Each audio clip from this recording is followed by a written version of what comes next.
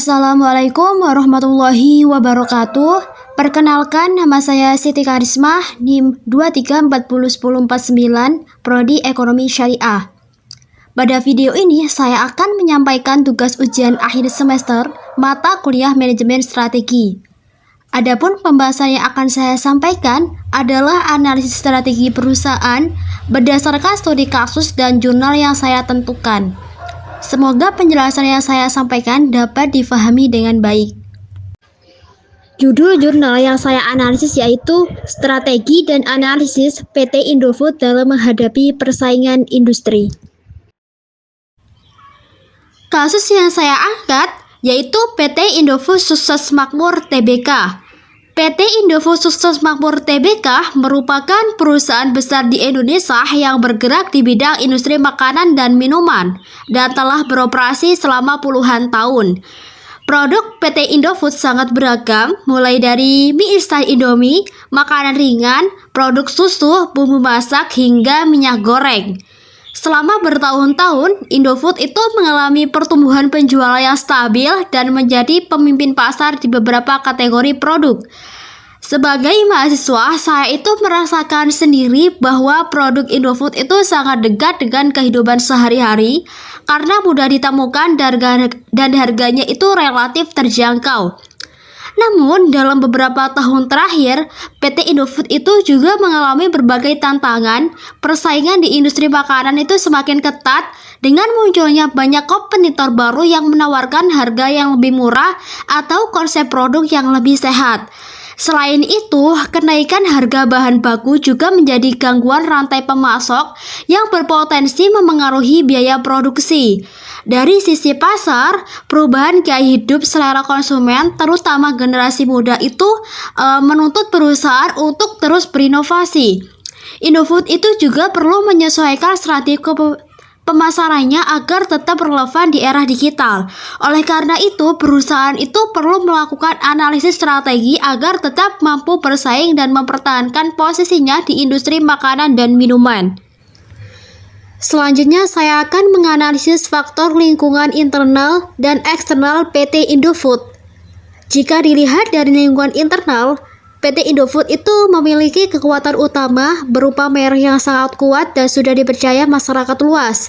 Sebagai konsumen, saya dan banyak mahasiswa lain itu sudah terbiasa mengonsumsi produk Indofood sejak lama, terutama Indomie, karena rasanya itu konsisten dan mudah didapat. Selain itu, Indofood itu memiliki jaringan distribusi yang luas dan variasi produk yang banyak, sehingga tidak bergantung pada satu produk saja. Namun Indofood itu juga memiliki kelemahan seperti ketergantungan pada bahan baku tertentu dan biaya operasional yang cukup besar karena skala perusahaannya itu luas. Nah, dari lingkungan eksternal, peluang Indofood itu masih besar karena permintaan makanan siap saji itu terus meningkat dan pasar internasional itu masih terbuka. Akan tetapi, ancaman itu juga serasa muncul produk pengganti yang lebih kuat dan persaingan industri yang semakin ketat. Yang kedua adalah analisis SWOT PT Indofood. Berdasarkan kondisi tersebut, analisis SWOT PT Indofood itu menunjukkan bahwa kekuatan perusahaan itu terletak pada brand yang kuat, distribusi yang luas, dan kemampuan produksi dalam skala yang besar. Ada kelemahannya itu terletak pada ketergantungan bahan baku dan tuntutan inovasi yang terus-menerus. Selanjutnya ada peluang. Indofood itu berasal dari pasar makanan siap saji yang masih berkembang dan peluang ekspansi itu pasar global. Sementara itu, ancaman datang dari pesaing dan perubahan selera konsumen. Nah, dari pengalaman pribadi saya sebagai mahasiswa, meskipun banyak produk baru bermunculan, Indomie itu masih sering menjadi pilihan utama karena praktis dan murah, yang menunjukkan bahwa kekuatan Indofood itu masih dominan. Yang ketiga adalah strategi yang tepat bagi PT Indofood menggunakan pendekatan strategi bersaing. Strategi yang tepat bagi PT Indofood adalah menerapkan kombinasi strategi diferensiasi, biaya rendah, dan ekspansi pasar.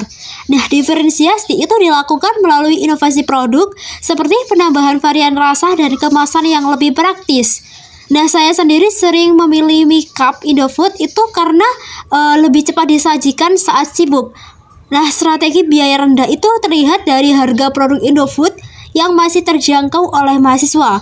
Nah, selain itu, Indofood itu juga menerapkan strategi ekspansi pasar dengan memperluas penjualan ke luar negeri dan menyesuaikan produk dengan selera konsumen di negara tujuan, sehingga mampu memperkuat posisi di pasar global. Yang keempat, ada langkah implementasi strategi PT Indofood. Nah, dalam implementasinya, PT Indofood itu dapat terus melakukan inovasi produk agar sesuai dengan kebutuhan dan selera konsumen. Selain itu, perusahaan perlu meningkatkan efisiensi operasional untuk menekankan biaya produksi tanpa mengurangi kualitas. Indofood itu juga harus memperkuat pemasaran, terutama melalui media digital, agar lebih dekat dengan konsumen muda. Nah, dari pengalaman saya sebagai konsumen, promosi Indofood itu cukup sering muncul di media sosial dan iklan, sehingga produknya itu tetap diingat. Nah, terakhir ada penguatan jaringan distribusi itu harus dilakukan agar produk Indofood itu tetap mudah dijangkau oleh masyarakat di berbagai daerah. Sekian dari analisis jurnal yang saya sampaikan. Semoga bermanfaat bagi kita semua. Terima kasih. Wassalamualaikum warahmatullahi wabarakatuh.